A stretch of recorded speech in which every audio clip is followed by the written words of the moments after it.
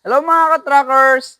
Meron tayong kliyente na gustong bumili ng transmission Eaton Fuller Super 10 all the way from Davao.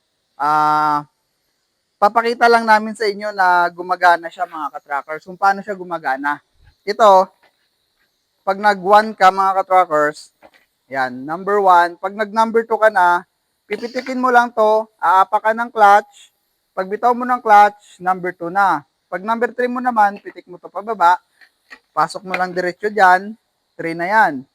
Ngayon, pag 4 mo, aangat mo lang to, aapa ka ng clutch, automatic magiging 4 na siya. 5, baba mo, dito naman, 6, angat mo lang to, apa ka ng clutch, bitaw, 6 na yan. Pag 7, overdrive na yan mga ka-trackers.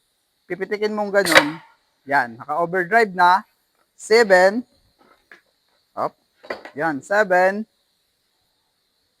mali, dito pala, 7. Pagpitik mo pataas, apa ka ng clutch, 8.